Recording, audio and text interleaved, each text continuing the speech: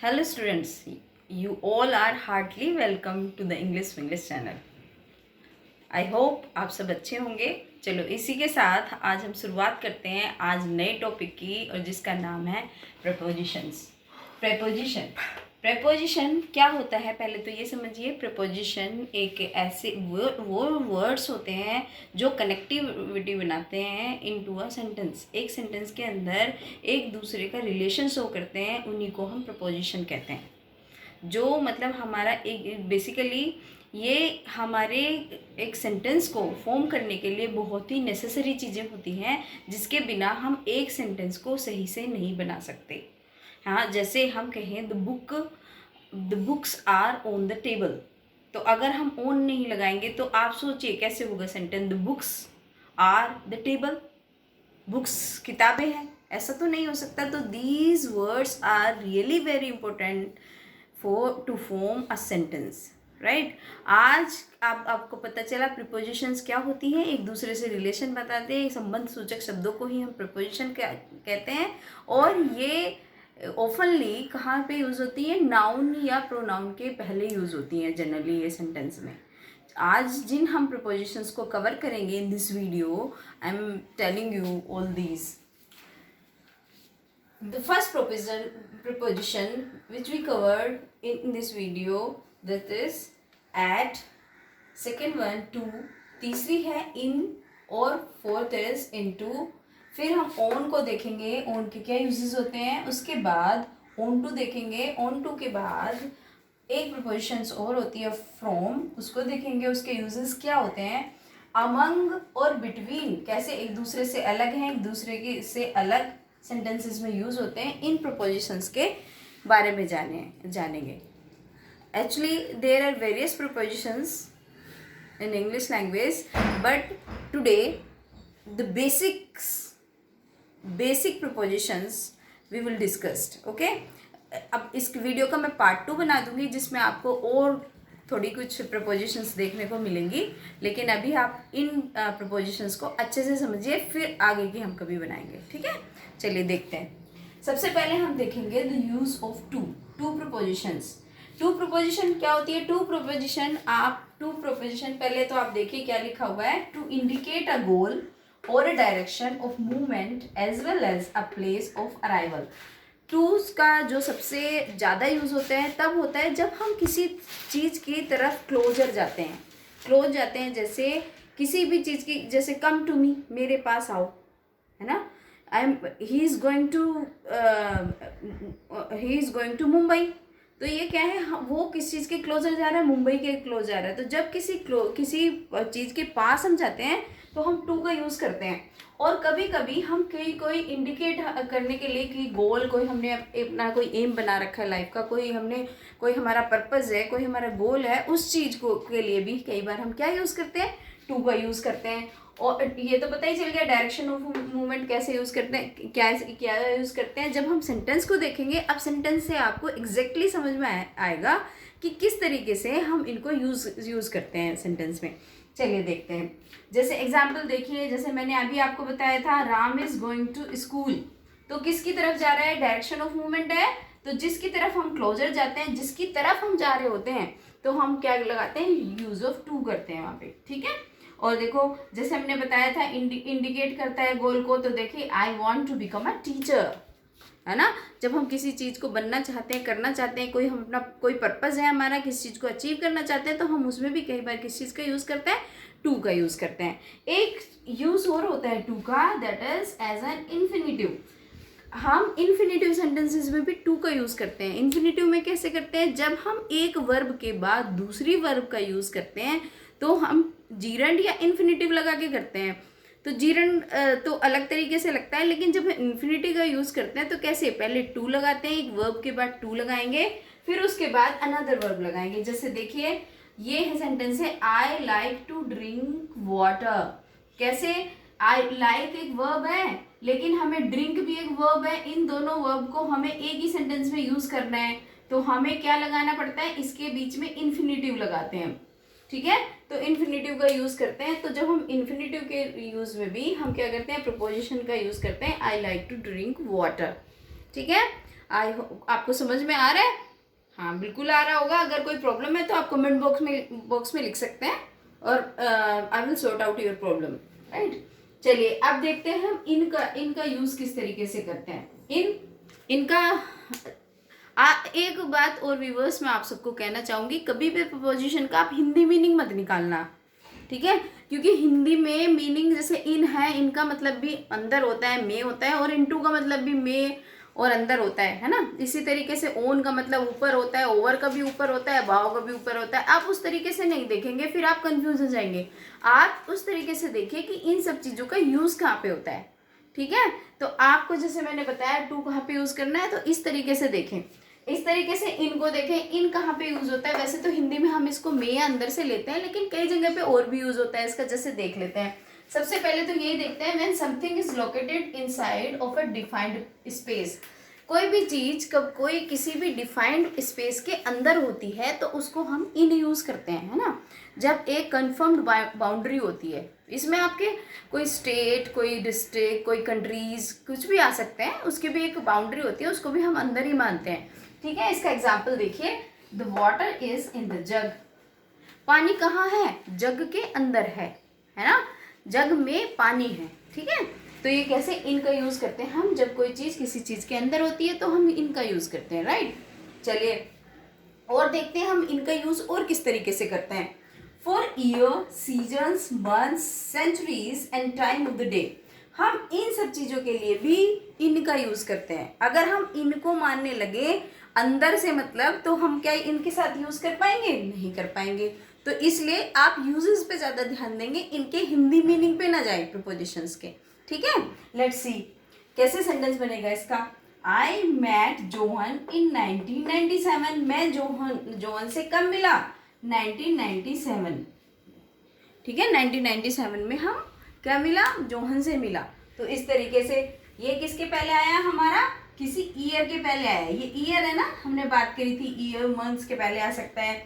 और दूसरे सेंटेंस देखेंगे, we ate breakfast in the morning, है ना। ये किस चीज से पहले आया? Time of the day. जब दिन का कोई टाइम है तो उससे पहले क्या आया हमारा? We ate breakfast in the morning. तो इसी तरीके से इन द विंटर आ सकता है, सीजन में, है ना। मंथ्स में आ सकता है, इन जुलाई, है ना, इस तरीके से। तो सेंचुरीज में भी आ सकता है, इन 2000, है ना। तो इस तरीके से हम इनका यूज करते हैं, ठीक है। इनका यूज समझ में आया। अब उसी का मिलता जुलता या उसी की भाई बहन आप समझ लो, हम इनटू को देखेंगे, ठीक है। इन और इनटू दोनों एक ही तरीके से यूज होते हैं, बस एक डिफरेंस है इनमें। वो डिफरेंस आप उसको छोटा भी कह सकते हैं, बहुत बड़ा भी कह सकते हैं। कि जब भी कोई स्टेबल चीजें होती हैं उसके लिए हम इनका यूज करते हैं, ठीक है। जब भी कोई चीजें स्थिर अवस्था में होती हैं, मोशन लेस होती हैं, तो हम किस चीज का यूज करते हैं? इन। जब किसी चीज के अंदर कोई चीज होती है ना, किसी चीज के अंदर कोई चीज है तो हम इन का यूज करते हैं। लेकिन अगर कोई चीज कैसी होती है? मोशन में होती है, मोशन लेस ना होकर मोशन में होती है, गतिशील होती है, वो चलती है, तो तब हम क्या यूज करते हैं? इनटू यूज करते हैं। आप देखो कैसे यूज करते हैं। इट रेफर्स टू एंटरिंग और लुकिंग इनसाइड समथिंग। जब हम किसी रूम के अंदर जा रहे हैं, ठीक है ना, हम बाहर हैं ना हम अंदर हैं, हम जा रहे हैं, चल रहे हैं, तो उसको कैसे यूज करेंगे? उसको क्या बोलेंगे? हम उसमें इनटू लगाएंगे। देखो कैसे। The frog jumped into the water. Frog कहाँ पे कूदा? पानी के अंदर कूदा, ठीक है। अभी वो कूद रहा है, मतलब वो मोशन में है, वो चल रहा है, वो गतिशील है, वो एक्टिव है, तो हम किस चीज का यूज करते हैं? इनटू का। और अब ये देखो, जब हम कहीं पीप करते हैं, झांकते हैं किसी चीज के अंदर, तो तब भी हम किस चीज का यूज करते हैं? इनटू का यूज करते हैं। करेक्ट है। आई होप आपको इनटू और टू का यूज समझ में आ गया होगा। Viewers please don't forget like, comment and subscribe, और एक शेयर भी कर देंगे तो it will be very good. Okay, चलिए नेक्स्ट पे चलते हैं। ओन। ओन का यूज कहाँ पे करते हैं? अब देखिए, when referring something with the surface. आप अपने एक पल्लू में एक गांठ बांध लीजिए। कभी भी कोई चीज किसी सरफेस पे अगर टच होती है ना, कोई भी सरफेस पे अगर रखी हुई है कोई चीज, तो हम किस चीज का यूज करते हैं? ओन। जैसे the book is on the table, है ना, the book is on the table. मतलब कोई भी चीज किसी चीज से टच होके अगर रखी है तो ओन का यूज करेंगे हम उसमें, ठीक है, ओन का यूज ये होता है कि जब किसी चीज से कोई चीज टच है, उसके ऊपर रखी हुई है, तो हम ओन का यूज करते हैं। ठीक है, अब देखिए फॉर डेट्स एंड डे, और हम ओन का यूज और एक तरीके से करते हैं कि अगर कहीं पे कोई डेट आती है तो हम ओन का यूज करते हैं, डे से पहले भी करते हैं, जैसे ओन डेटेड है ना 17th, है ना, तो इस तरीके से, या फिर डे से पहले जैसे Radha was born on 15th August, है ना, तो हमने डेट से पहले क्या यूज करा, ओन। अगर ये 15 नहीं होता तो बताओ क्या यूज होता है यहाँ ओन की जगह, अभी हमने पढ़ा था हमारा, इतनी जल्दी भूल गए, फिर हमारा यूज होता इन। ठीक है, अगर हमारा ये आप केवल मंथ होता तो हमने बताया था मंथ, ईयर, सेंचुरी, सीजन्स के पहले तो इन्हीं का यूज करते हैं, लेकिन अगर डेट होती है तो और डे होता है तो हम उसके पहले क्या यूज करते हैं, ओन यूज करते हैं। Okay, got it. Come to the next preposition that is onto. अभी हमने ओन पढ़ा, ओन का यूज हमने देखा कि किसी चीज के ऊपर कोई चीज सरफेस से टच होके अगर रखी है तो हम ओन का यूज करते हैं, लेकिन कोई चीज सरफेस से टच होके मोशन में होगी, चलती भी होगी, तो किस चीज का यूज करेंगे, ये ठीक बिल्कुल उसी की तरीके से जैसे इन और इनटू था ना, ये चीज के किसी चीज के अंदर मोशन लेस है तो इन यूज करते थे, किसी चीज के अंदर मोशन में है तो इनटू यूज करते थे। अब इसी तरीके से अगर किसी सरफेस के ऊपर टच होके रखी है तो ओन यूज करेंगे, अगर वो टच है लेकिन वो गतिशील अवस्था में है तो हम क्या यूज करेंगे, onto, referring something with the surface with motion, है ना, तो मोशन में कोई चीज है तो हम क्या यूज करते हैं, ओन टू यूज करते हैं। सेंटेंस भी देख लो आप, the water spilled onto the floor, पानी क्या है फ्लोर के ऊपर स्पिल्ड हो गया, मतलब वो फ्लोर के ऊपर है ना, अंदर तो हम उसको लगा नहीं सकते, इन नहीं लगा सकते, ओन भी नहीं लगा सकते क्योंकि वो चल रहा है, तो हम क्या लगाएंगे, ओन टू लगाएंगे, राइट। चलिए अब नेक्स्ट प्रीपोजिशन पे चलते हैं। नेक्स्ट प्रीपोजिशन है हमारी फ्रॉम। फ्रॉम का यूज कहाँ पे करते हैं, अभी हमने टू पढ़ा था पास आती हुई चीजों के लिए। फ्रॉम का यूज बेसिकली कब होता है, डिपार्ट होती हुई चीजों के लिए, जब कोई चीज एक चीज से अलग होती जाती है तो तब हम किस चीज का यूज करते हैं, फ्रॉम का यूज करते हैं। या फिर स्टार्टिंग पॉइंट के लिए भी कई बार हम किस चीज का यूज करते हैं, फ्रॉम का यूज करते हैं। चलो लेट्स फाइंड आउट किस तरीके से, कैसे। To show starts of something and departs from one thing to another, किसी चीज की स्टार्ट दिखाने के लिए या किसी चीज को एक से दूसरी चीज को अलग होने के लिए हम किस चीज का यूज करते हैं, फ्रॉम का यूज करते हैं। देखिए एग्जाम्पल से देखिए, he was blind from birth, तो मतलब वो बर्थ से ही, स्टार्टिंग बता रहा है कि वो बर्थ से ही कैसा है, ब्लाइंड है, वो देख नहीं पाता अपने जन्म से ही, तो वो शुरुआत ही बता रहा है ना, शुरुआती कहाँ से नहीं देख पाता, वो जन्म से ही नहीं देख पाता।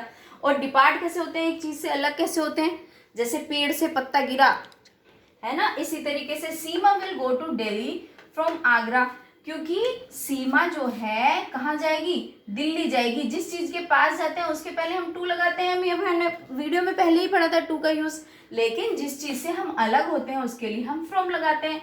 तो वो आगरा से अलग होकर कहाँ पे जा रही है, दिल्ली जा रही है, सीमा दिल्ली जाएगी आगरा से, तो क्या हुआ, Seema will go to Delhi from Agra, right. चलिए आप पढ़ते हैं हम इस वीडियो की दो लास्ट प्रीपोजिशंस, देखते हैं वो क्या क्या है। बिटवीन एंड अमंग, बिटवीन को भी हिंदी में बीच में कहते हैं और अमंग को भी बीच में कहते हैं, इसलिए हिंदी से तो हम समझ ही नहीं पाएंगे इनका मतलब क्या है, लेकिन आप इस तरीके से समझिए, बिटवीन जब यूज होता है जब कोई भी चीज दो ऑब्जेक्ट्स के बीच में है, लिविंग हो या नॉन लिविंग चीज हो, जब कोई चीज दो चीजों के बीच में होती है, केवल दो चीजों के बीच में कोई चीज है, तो हम उसको क्या यूज करते हैं, बिटवीन यूज करते हैं। लेकिन अगर कोई चीज बहुत सारी चीजों के बीच में है तो हम अमंग का यूज करेंगे, बिटवीन नहीं करेंगे। देखिए कैसे करते हैं, सेंटेंस भी देख लो आप।